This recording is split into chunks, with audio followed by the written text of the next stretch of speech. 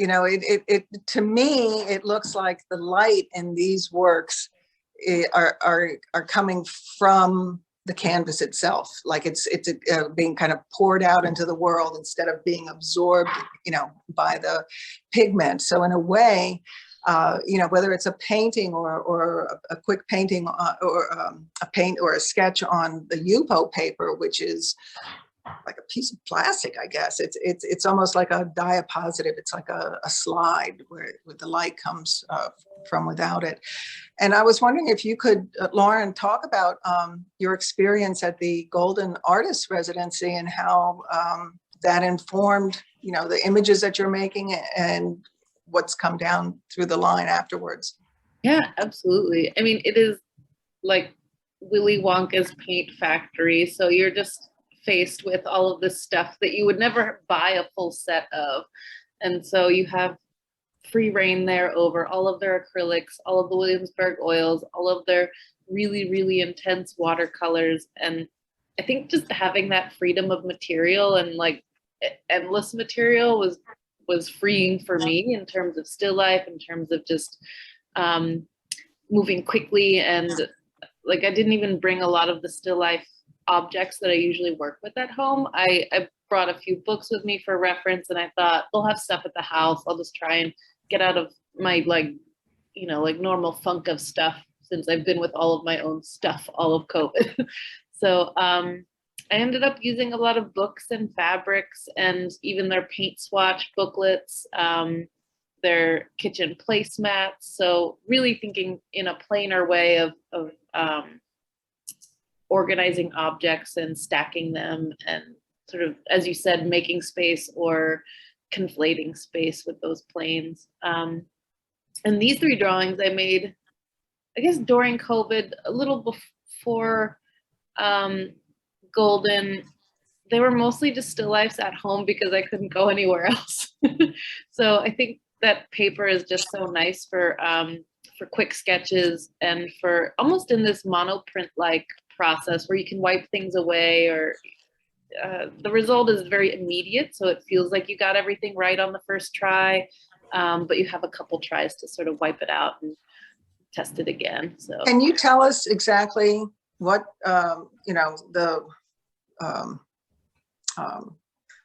what you're painting on and what you're painting with on these three pieces? The first one that we saw, the peony, is an oil painting, right, on canvas, whereas these are different. Yes, these are watercolor on Yupo. So before the Golden Residency, I was using mostly those, what are they called? It's like a Japanese watercolor. So I think it's bound with gum arabic and has a little bit of a sheen to it. It's not as dry as some watercolor. So I made that with those, and these are on, I believe at least one of these is on the translucent Yupo, and the other two are on the opaque white Yupo. So they're just all plastic paper, a lot like Mylar. You just have a really nice slippery surface. Do they take forever to dry? No, not really. Maybe more time than paper, but because the water can't evaporate in multiple directions, but I don't think it takes too long. And if you're wiping something down, do you wet it, or do you just take something dry and wipe it too, or not? I'll use damp paper towels and Q-tips to wipe things off. Oh, the good old Q-tip. Mm-hmm. Yeah, you can draw with them. I mean, I do that in painting as well, where I sort of scratch back into the surface. So I think the process relates, even though it's so much thinner. Uh-huh. And I like the fact too that you use, things that most of us wouldn't consider putting in a painting, like, goldfish or, snack foods and, things that are probably a part of everybody's life, but, here it's made it into these marvelous paintings.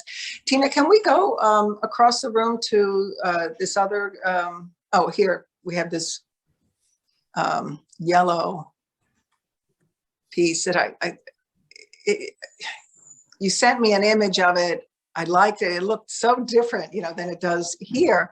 And then in real life, it just kind of explodes. And there's so little there, but it's so, you have so much information there. And I think part of it has to do you know, with that color yellow, right? And, you know, we've got a couple of these leaves described here. This one seems to be stopped at a spot that a bunch of your other paintings don't. And I'm wondering if you can talk about that for a minute. I don't know. I think this one's a little bit older than some of the other ones, so it might. I was working with more of like a monochromatic color scheme for a while, where I could really like scratch into the paint, work on top of it, but it was all sort of part of the same monochromatic or analogous atmosphere. So I think this maybe is an in-between painting before the planes got really exciting and more thick paint got really exciting for me. Or like at least opaque. I don't think my paint is too thick, but yeah, and I think that yellow is just nicely mysterious. I didn't get it right the first few times, so there's a lot of wiping away, but maybe I didn't wipe away the whole drawing and then I'd try it again. So it has a little bit of that history in a different way. Yeah, it's nice. Can we take a quick look at across the room at the planes so we know what Lauren's talking about?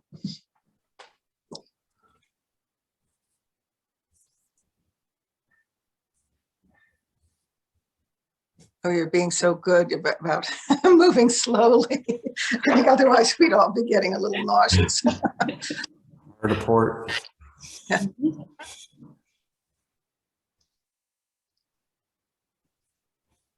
Yeah, I mean, that one is a still life setup, and some of my drawings are featured in the painting. So I like, you know, combining planes as well as other images within the images. And so sometimes my drawings will become a painting on its own, and sometimes they become another still life object. You incorporate books too, right? Yes, and that's been mostly just since the Golden residency, and I think, you know, I'm sort of an art history nerd anyway, so including art history in my paintings in a very literal way is interesting to me. My paintings in the past have had sort of kitsch objects, like my Van Gogh sunflowers mug, or sort of funny objects that, I mean, like the goldfish, maybe play on culture in a different way. And then we've got two more, I think. Well, here, this one's heavily planed. Mm-hmm. My little ode to Juan Gris. Yeah. Yeah, sort of studying how he was breaking up planes, and I'm so likely to line things up with the picture plane, and it was sort of a moment realizing, oh, I could make these things diagonal. I could get this different whole perspective and include this like maybe more lived perspective and fisheye. So looking at Juan Gris a lot helped me make things more dynamic very fast. It's interesting to me too, just how, you know, you can scoot under that table. That little corner is so beautiful there. And that yellow is, you know, it's both recessive and, you know, comes forward too. So this is one of my favorite pieces of yours. Thanks. And this one always looks so great when I've seen it highlighted. Oh yeah, this one's definitely on the transparent Yupo. So it has a different look at different times, and you know, whether it's scanned or whether there's something like flat behind it, or if there's air behind it or light.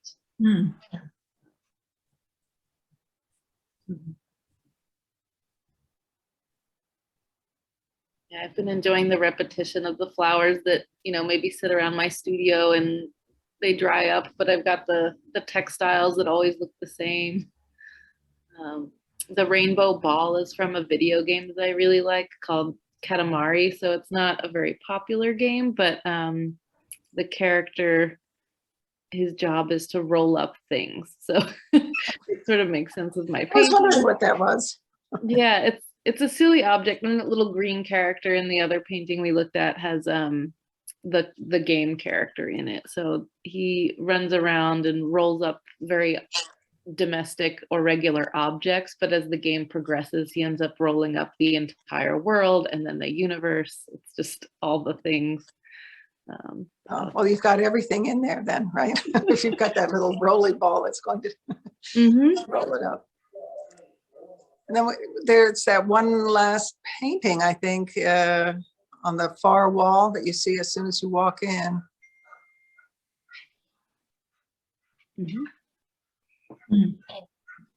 Yeah, some more zinnias and some flowered fabric on my sketchbook. Do you have a big garden? Not too big. It's growing. So I think as I've been painting flowers in my still lifes, I think these are from my friend Kathleen, who also gave me the sunflowers. So once I start featuring people's flowers in my paintings, I seem to get more flowers, which is nice. Is this one oil? Mm-hmm. Yeah. So, you know what, let's go. I mean, I can find two ways of getting to the other artists from this here. Number one is when I first met Betsey, she had a show of flower paintings, and or the other entree, which would be to talk about Cindy's work, is, you know, to move from that yellow painting into the piece that's right next to the yellow painting of Lauren's.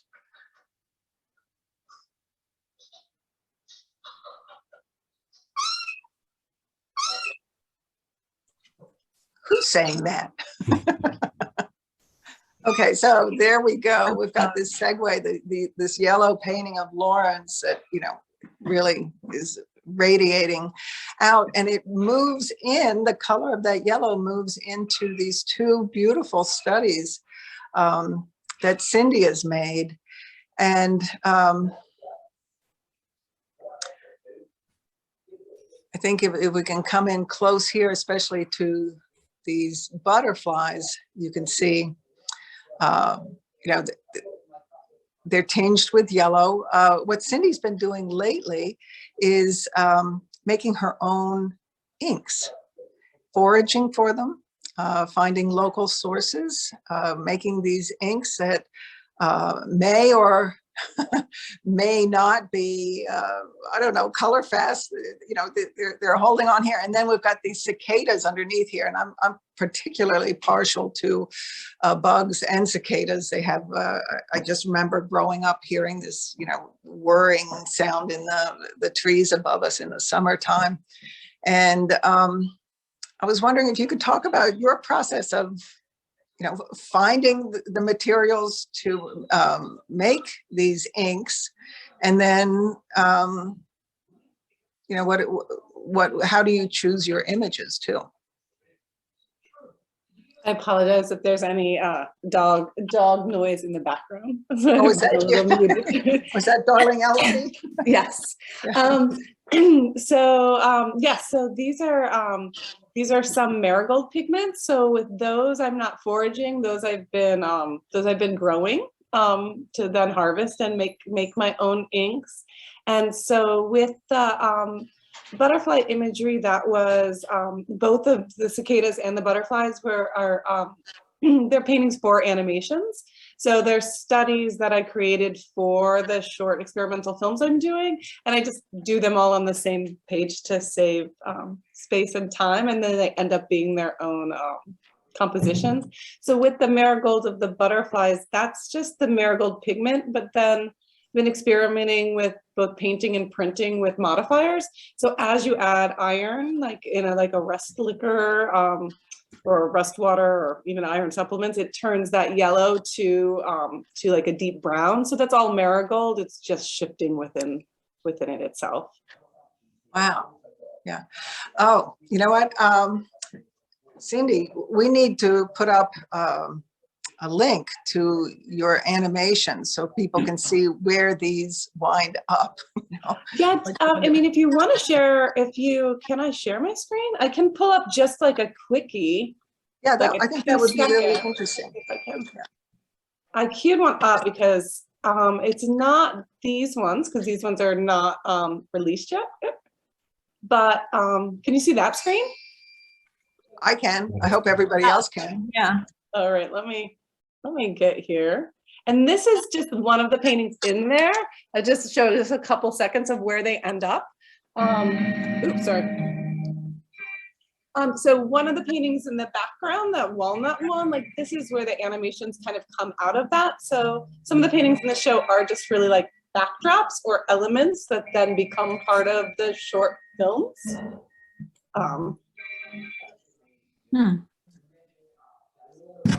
Sure. I figured it would make sense to show a little bit since they Yes, are just, yeah. they're also materials. And I think that's part of what I was really resonating with me with both of the other artists' work, is this idea of like not just working through the materiality, but that the objects then are generative of the next thing, and that they continue to be both they're not, the materials don't make finished artwork, but then they make more materials. And so it is sort of this glomming on that is such a nice metaphor with your video game as well. So these are more foraged. So these are everything from sumac to walnut to iron gall to some things in my pantry, like when we were really under lockdown, I could get some goldenrod, but I was also using like turmeric or paprika, just things that I had to work.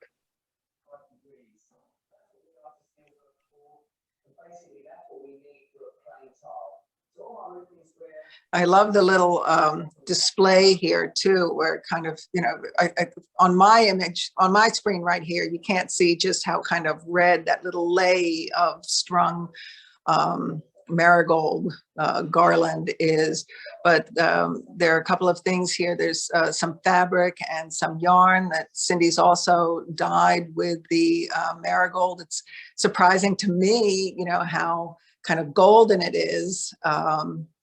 You know, I just kind of assumed that the red would predominate, but it's a glorious yellow color. And then the brown, is the brown a part of the marigold as well, or is it because it's been dipped in? Yeah, so that's the overall? iron modifying right there. And you've got the different kinds of fabric. So yeah, they all kind of do different things.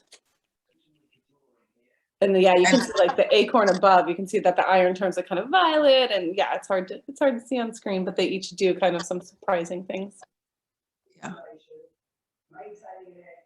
And two, you know, I was thinking, you know, here you are, you're working with this fluid medium, and a lot of the imagery that you're working with, you know, refers to water too. And, you know, it's not still water. Still water, I think, is kind of hard to see, you know, the surface of, but there's a ripple to it. So there's air or something moving across it.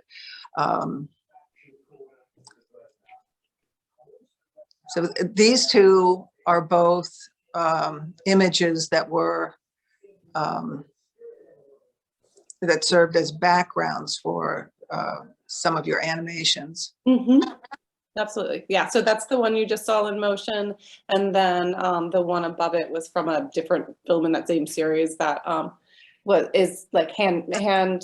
It's like gathered vines and handmade charcoal that's then made back into ink. So a lot of times the landscapes that I'm getting the materials from are also what end up as the subject in both the footage, but then also in the paintings themselves. Mm-hmm. So it's a real slowing down of my process, because the actual like painting is quick. Like in general, I tend to work really sort of big and quick, but like the making and the gathering and the planning and all of that is like a more it's forcing me to slow down and be a little more seasonally dependent in both subject and in materials. So it's kind of a quieting in a way. I mean, when I think of some of the pieces that I first saw of yours, when I first met you, you were painting directly on walls, you know, and these huge watercolors. And then, you know, for you to kind of shrink down this focus onto a smaller piece, I think is really quite lovely. So you're making your own inks. What are you painting on? You know, is there a particular paper or a support of some sort that you prefer? Yeah, all of these are just on watercolor paper. Mm-hmm. Yes. So there's some fabric in the studio I'm starting to paint on some dyed fabrics, which is probably where these are going into like larger paintings that are back on like a flexible support. But yeah, all of these in the show are just on watercolor paper, often reused. Yeah. You flip them over, huh? Yeah, but I also love like the Yupo or like the Duralar. So like that same sort of, yeah, there's a quickness that allows. Like my Eastern State project is all on that. And it's like, Yeah. it forced me to be a little bit quicker and reactive. And I feel like there's something about immediacy in all of the work too, Yeah. that I think comes through with your curation as well. Well, I think that's what I'm reacting to in your work is your touch, that gesture, that movement. And then this is an interesting little grouping of images. Can you talk about them? Yeah, so this is like one of the few like, yeah, this is a walking animation that was part of the same series. And these are blueberry ink, which are kind of, they're looking a little more brown than they would be, but they are in that sort of like greenish, earthy worlds now, but they have shifted. I think this is their final resting place because they've been here for a while, but they have gone from like a bright pink to more of a blue denim to now this more neutral greenish patina. But I think like that's where the parallel with the large wall works were, like so much of that for me was about doing a big gestural work that then is gone. And I feel like the fugitive is still there with these as well. This is, it has so many interesting connotations here. To me, you look at it and say, oh, she looks like she's walking on water, or, she's kind of trudging through very shallow water. And then again, it kind of brings childhood and rubber boots back to me too. Never let a good puddle go to waste, kind of trudge through it. But, again, there's such inward, looking gestures in a way. She's so very much alone, and is this a journey? Is it, there are a lot of questions that these gestures, this movement through this water, generates for me. And I guess that's one thing I've always liked about figurative art, is that there's generally a narrative involved of some sort that I love coming up with. So, yes, I have been remiss in not posting your, link to these animations, but I'm hoping that we can get that up on the website too, so that people can see how these. A real treat for me to be able to like think of these as like not studies for another thing, but then also its own starting point. So yeah, no, I appreciate that. Good. All right. And then let's go to Betsey's grid. Thank you, Cindy.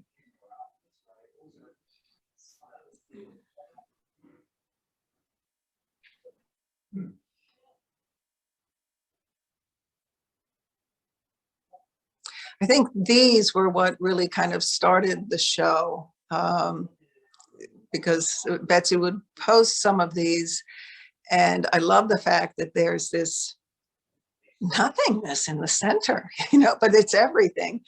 And, there's a sort of reiteration of the edge of of each one of these small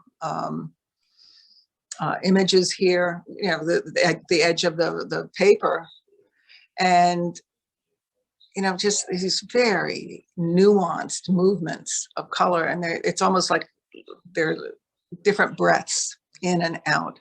So Betsey, could you talk about these, please? Yeah, these are, well, the series is called Portal.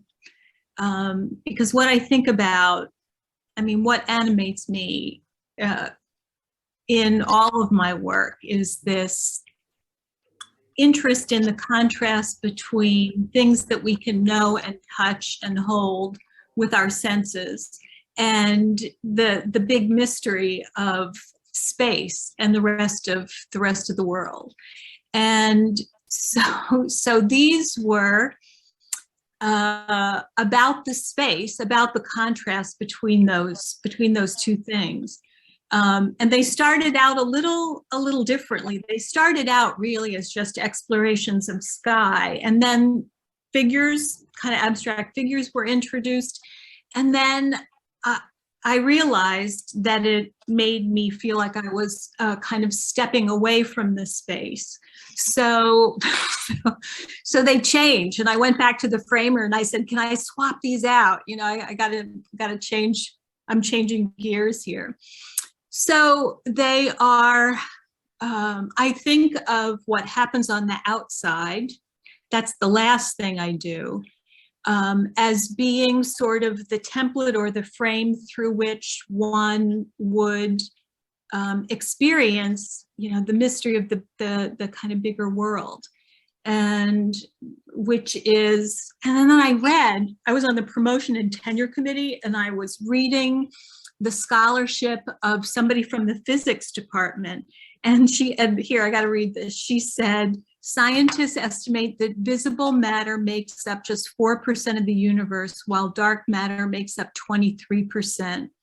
That the remaining 73 is an even bigger puzzle, a repulsive force known as dark energy." And so that blew me away. I just thought, like, all I know is what I can see and touch, but I'm only seeing a teeny fraction of that. And that just, I just can't let go of that idea. And so these are made with watercolors with many, many layers to them. So I spend a long time on the grounds, that's a very slow process. And then at the very end, I mix up a color and I introduce what ends up making the ground look like a shape.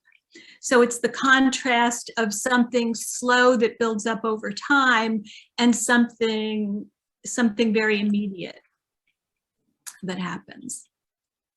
And they don't all work. Like, I throw a lot of these away. So you do a bunch of them at the same time? I have in the studio here, I have a stack of about 50 grounds ready to go. And I don't know if you can see, but behind me, there's a wall of these too back there. So yeah, there's a lot of these. I can't stop. I come into my studio fully expecting to work with gouache today. And then there are a couple sitting on my windowsill and I think, oh yeah, they need another couple layers. And so then I get drawn in and then I put them up on the wall and then they start interacting with each other. I became really interested in how the shapes at the edges begin to interact with each other. And then I start moving them around and before you know it, it's like 6 p.m. and yeah, time to make dinner for dinner. Well, I love the fact that, these are on a very kind of a physical paper, a rough paper, and there's barely any touch, it's just a faint little movement across the surface. If we could go into the gouaches for a second, because for me, it seemed, you're going from, the ephemeral, the cloud-like to the gouaches, which I'd seen, and I thought, oh, I love those. They're so specific in their shapes, and they're really solid, and they've got a very different space to them. Well, it's you see them as, yeah. Yeah, these are, to me, this incredible humility of our limitations as humans. Like that, how we can't know very much. We can only know what we can see and touch and feel.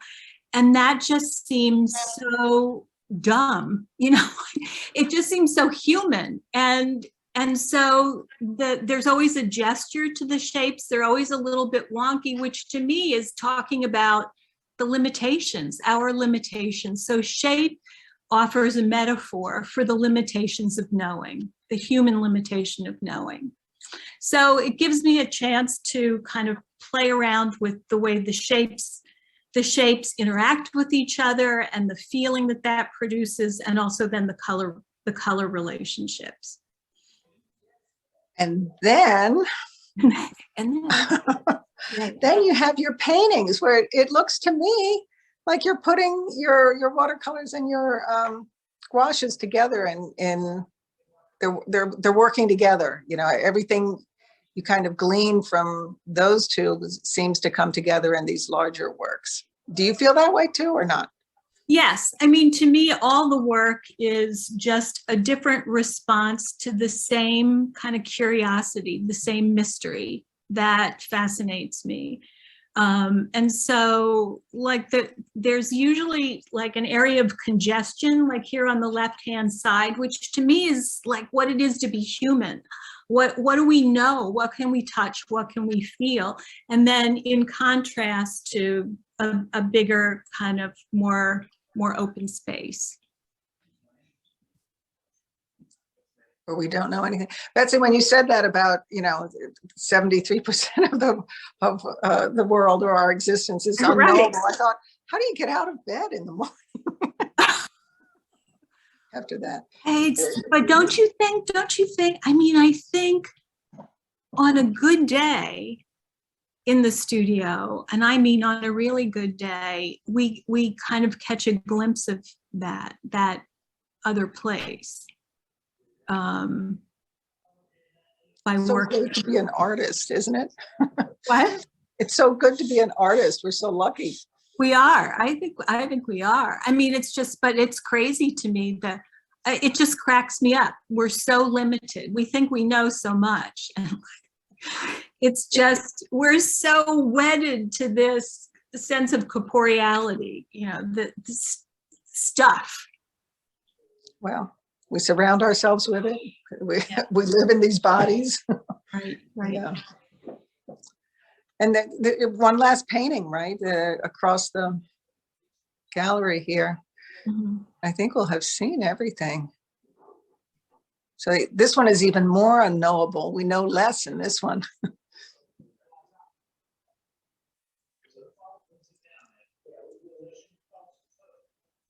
This one is called Nonette, which I had never heard that word before.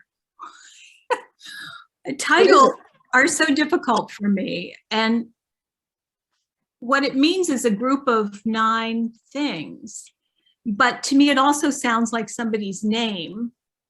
So that's kind of interesting to me. And then it has the word none in it. So it just seemed like a good title. So it's talking about the actual and nothing. Nothing, like, right. And how can we know nothingness, emptiness? I mean, that to me, I mean, that's a big Buddhist question, emptiness. What is emptiness? Experiencing emptiness. Well, you know, it's interesting in having spoken to or in hearing all of you speak today is how big your subjects are. You know, you guys are really thinking about the universe, and you know, even if it's looking at a small, intimate, you know, thing or even a mass-produced thing, there's some big ideas going on in here. The universe. I should have called it the universe. So are there any questions from the audience? I feel especially lucky to have been here with you guys and to hear what you have to say about these pieces. The artists have questions for each other. Well, I have an observation. Yes.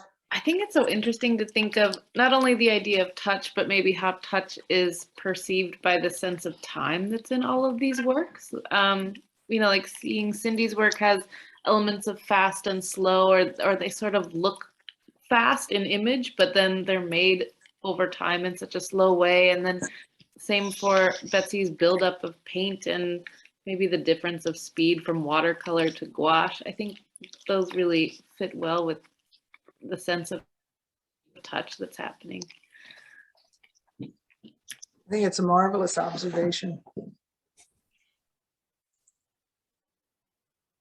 I think I have a question that's related to that, where when I was just hearing Betsey speak, like it seemed like a lot of sometimes what I'm thinking about is this idea of like active or passive labor. and like this sort of the waiting in between the coats. Like, is this something new to your project? Like I'm in my own studio, I'm like, is this like the sourdough of studio? Like, is this idea of passive labor somehow connected with this like isolated and like compressed period of time we've just lived in? Were you working in this manner prior to the pandemic? Not, I wasn't working with watercolor. Well, a little bit. I was working with watercolor just because I do this 20-minute a day thing with a friend where we work for 20 minutes and then send each other an image of that. And that I was using watercolor for, but I've never, it's never shown up in any of my work besides that. But then I just like you, I have an interest in making watercolors. And I did a workshop at Kremer Pigments about using rare earth pigments and minerals. And that just was really fascinating to me. And the way they behave so differently, it's just completely different than, I have other beautiful old Holland watercolors, but I like these other ones, and they just do completely different things. Do you use a binder in them, or is it just? Yeah.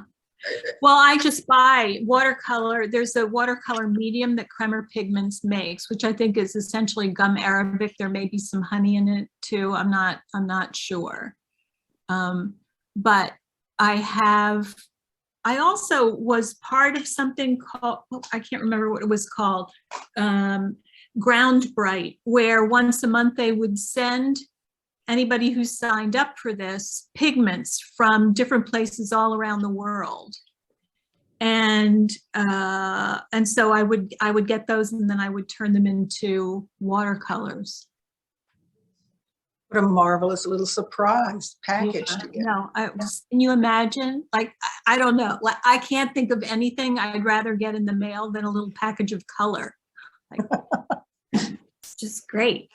Well, they look really interesting because they disperse in a manner that's so different from commercially prepared ones. Yeah, you have a few that it seems like maybe the pigment and then the body of the color are almost two different colors by the time they spread out, or maybe you're mixing colors that have heavier pigment, and then the wash is maybe a more distinct version of the color, and they're so nice in that way.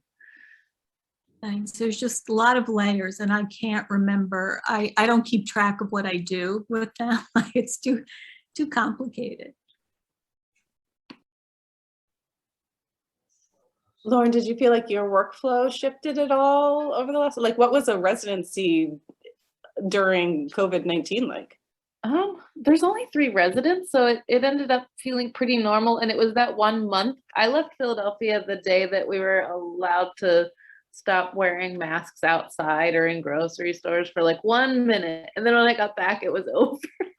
So I feel like I kind of missed all of the normalcy at home, and was in like the middle of nowhere, New York, where, you know, half of the people were wearing masks and half of them weren't. So, but at the residency, we all tested and everything. So, and got vaccines. So that was all fine.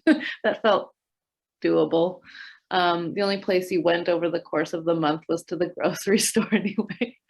So yeah, that worked. I mean, I think that all of that, it sounds like it changed everybody's work to have that time. And I mean, I felt like in the beginning of the pandemic, like, yes, more studio time, like on one selfish level where I got to, you know, do a few things between classes, but obviously the time that has gone by has been a massive loss. But it's interesting to think of time in a new way in the studio. Well, I thought of space a little differently too. I mean, because we were indoors so much.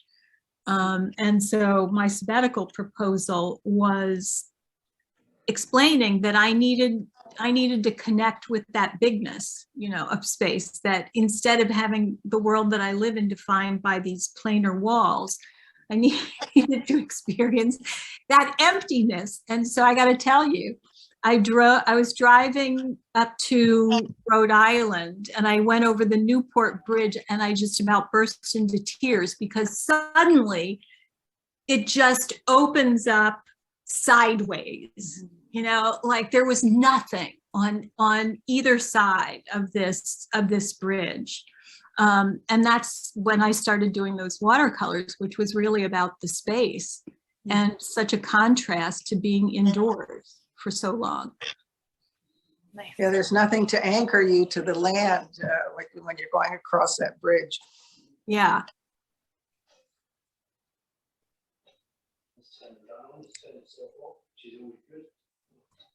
Any last questions for anybody? All right, well, I guess we'll call it here. Thanks so much, Anda. Thank you also, Betsey, Lauren, and Cindy. It's a great show. It's a beautiful show. It's up through March 20th. So you can come see it in person or check it out on the website. And I hope you all have a great evening.